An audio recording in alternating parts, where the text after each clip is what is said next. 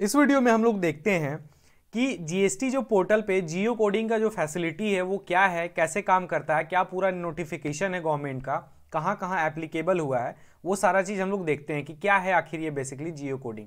तो देखिए नॉर्मली अगर आप देखिए, अगर आप मैप देखिएगा गूगल मैप, तो यहाँ पे आप अपने आप को लोकेट कर सकते हैं कि कहाँ पे है, कौन सा एड्रेस है। जैसे मान लीजिए आप किसी भी प्लेस पे जाते हैं तो उसका एक अपना जियो कोड है ना, जबकि यही है जियोग्राफी कोड। क्या है, जैसे मान लीजिए यहाँ पे क्षितिज हॉस्पिटल दिख रहा है तो इसका ये क्या है, जियो कोडिक प्लेस है। अगर मान लीजिए जैसे सर्च करेंगे तो कहीं भी रहेंगे मेरे को यहाँ पे पहुंचा देगा, एड्रेस बता देगा। तो सिमिलरली आपका जो प्रिंसिपल प्लेस ऑफ बिजनेस है उसके लिए गवर्नमेंट क्या किया, जीएसटी पोर्टल पे जियो कोड, जो जियो कोडिंग जो फैसिलिटी है वो इनेबल किया है, ताकि ऑफिसर्स को आपका प्रिंसिपल प्लेस ऑफ बिजनेस तक पहुंचने में किसी भी तरीके का मतलब डिस्टरबेंस नहीं हो, किसी भी तरह का मतलब प्रॉब्लम ना फेस करना हो। जो एग्जैक्ट लोकेशन हम लोग देखें, टाइप करें, सर्च करें और आपका लोकेशन पे हम लोग पहुंच जाएं। तो ये और स्पेशली जो है ये क्या जीएसटी जो है अपना पॉइंट ऑफ व्यू से वो फैसिलिटी जो है इनेबल किया है।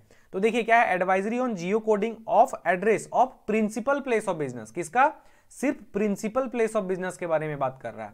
तो डिटेल में देखते हैं। तो बोलता क्या है कि dear valued tax payers, GSTN is pleased to inform you the taxpayer that functionality for geocoding the principal place of business address, that is process of converting an address or description of a location into geographic coordinates। इसका क्या मतलब हुआ कि हम लोग क्या लिखते थे, एड्रेस में लिखते थे, जैसे फ्लैट नंबर, ये रोड, ये लोकेशन, ये पूरा डिटेल में डिस्क्रिप्शन में देते थे।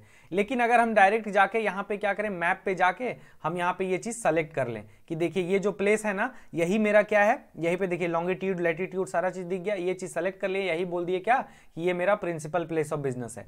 तो अब क्या है कि ये लोग जैसे ये चीज़ पे सर्च करेगा तो डायरेक्ट कहाँ पे चला जाएगा, यहाँ पे आ जाएगा। देख पा रहे हैं, अगर हम यहाँ पे ये चीज़ लॉन्गिट्यूड लैटिट्यूड अगर सेलेक्ट कर लिए एक बार में, तो ये जो फैसिलिटी है गूगल मैप का जो फैसिलिटी है वो आप कहां पे सेलेक्ट कर पाइएगा, जीएसटी पोर्टल पे जाके, कि मेरा प्रिंसिपल प्लेस ऑफ बिजनेस अगर मान लीजिए किसी भी प्लेस पे है, लेट सपोज अगर यहां पे है तो यहां पे आप सेलेक्ट कर लीजिए और आपका ये जो है ये एड्रेस क्या हो जाएगा, सेव हो जाएगा, ताकि कहीं से भी लोग जब भी ऑफिसर्स या फिर जीएसटी डिपार्टमेंट आपका प्रिंसिपल प्लेस ऑफ तक पहुंचना चाहे तो आसानी से पहुंच सके।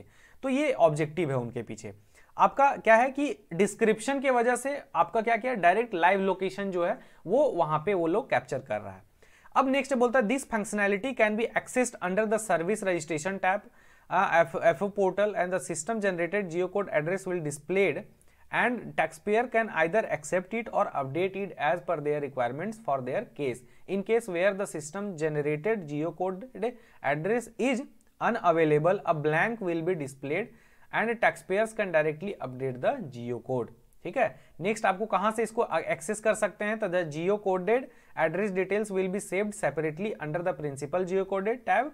कहां पे, तो they can be view under my profile में जाना है, प्लेस ऑफ बिजनेस में जाना है, वहीं पे जाके प्रिंसिपल जियो कोडेड में आपको देखना है, वहां से आपको इनेबल करना है। ये वन टाइम लिंक होता है। बोलता क्या है, the geo coding link will not be visible on the GST on the portal once the geo coding details are submitted. अगर आप एक बार दे दिए जियो कोड फिर वो दोबारा आपको दिखेगा नहीं।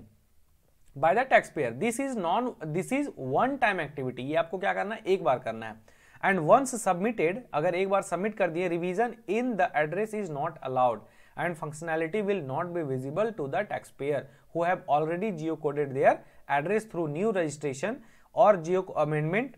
GST emphasize once again that the address appearing on the registration certificate can be changed only through core amendment process। इसका क्या मतलब है, इसका मतलब ये समझिएगा कि अगर आप एक बार कर दिए, आप एक बार सेलेक्ट कर लिए प्रिंसिपल प्लेस ऑफ बिजनेस, जो लिंक आपका पोर्टल पे रिफ्लेक्ट कर रहा था उसके थ्रू से आप सेलेक्ट कर लिए, अब जब नेक्स्ट टाइम में आप चाहिएगा कि फिर से उसको चेंज कर दे तो नहीं चेंज कर पाइएगा।